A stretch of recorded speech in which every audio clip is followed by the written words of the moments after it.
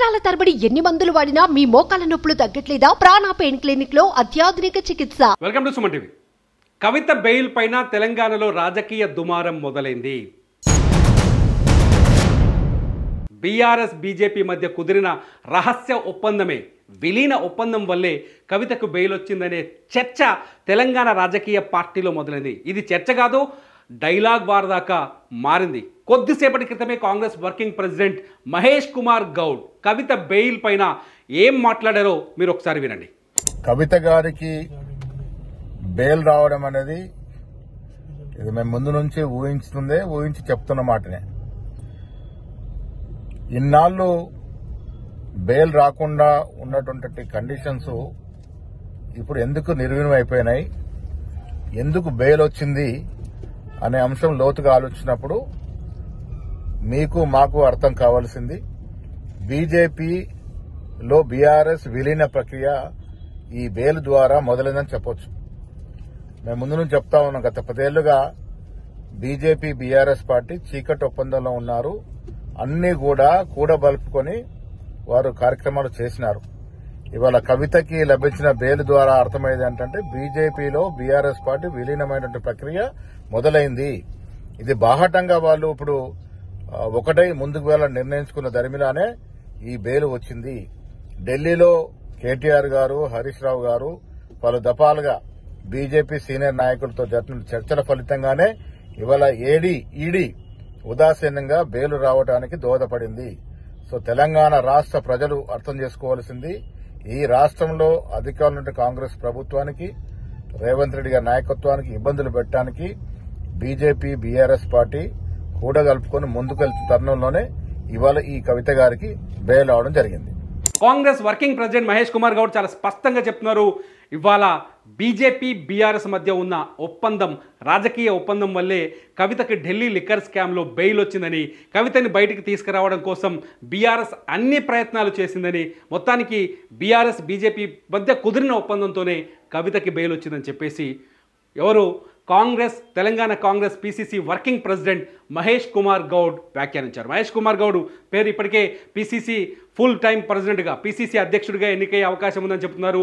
Madhu as versus Mahesh Kumar Goud అనేది తెలంగాణ రాజకీయాల్లో నడుస్తుంది, కాంగ్రెస్లో నడుస్తుంది. రేపు ఎల్లుండో పీసీసీ వర్కింగ్ ప్రెసిడెంట్గా మహేష్ కుమార్ గౌడ్ని నియమించే అవకాశాలు కూడా ఢిల్లీ నుంచి చాలా స్పష్టంగా కనిపిస్తాయి. ఇవన్నీ పక్కన పెడితే నిజంగా కవిత బెయిల్ పైన ఒప్పందం కుదిరిందా లేదా, ఇది కాంగ్రెస్లో నడితే మాత్రం చాలా స్పష్టంగా చెప్తున్నారు. కవిత బెయిల్ వెనుక బీజేపీతో బీఆర్ఎస్ లాలూచి ఉంది, బీజేపీతో బీఆర్ఎస్ ఒప్పందం కుదిరింది, అందుకే కవితకి బెయిల్ వచ్చింది.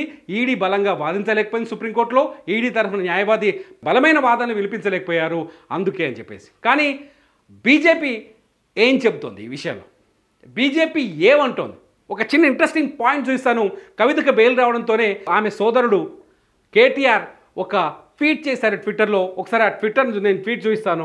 న్యాయం గెలిచింది అని చెప్పేసి కొద్దిసేపటి క్రితమైన ట్వీట్ చేశారైతే ఆ ట్వీట్కి కేంద్ర మంత్రి బీజేపీ మాజీ తెలంగాణ అధ్యక్షుడు బండి సంజయ్ ఒక ఇంట్రెస్టింగ్ ట్వీట్ చేశారు, చూడండి.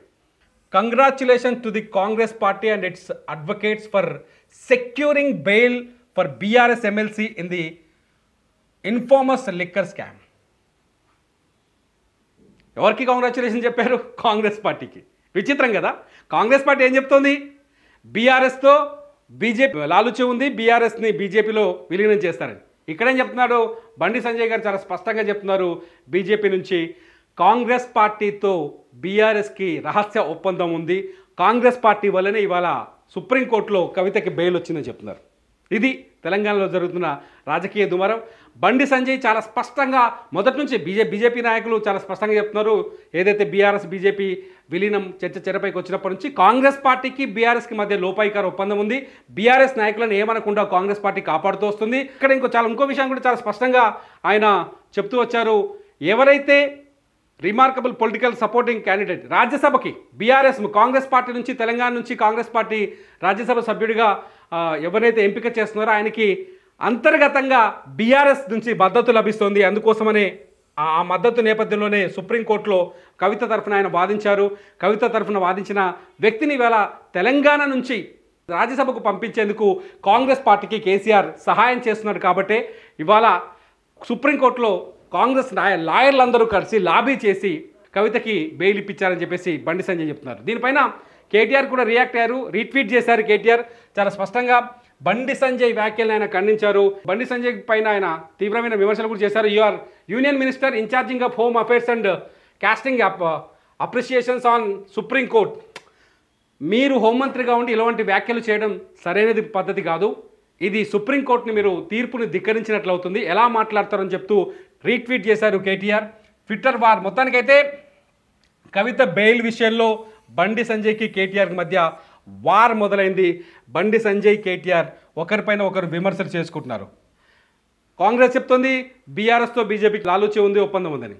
బీజేపీ నాయకులు చెప్తున్నారు, బండి సంజయ్ కేంద్ర మంత్రి, ఆయన బీజేపీ తెలంగాణ అధ్యక్షులుగా పనిచేశారు. ఆయన చెప్తున్నారు కాంగ్రెస్కి బీఆర్ఎస్కి మధ్య లాలూచి ఉంది, రహస్య ఒప్పందం ఉందని. మొత్తంగా కవిత బెయిల్ తెలంగాణలో ఒక పొలిటికల్ బాంబుని పేల్చింది.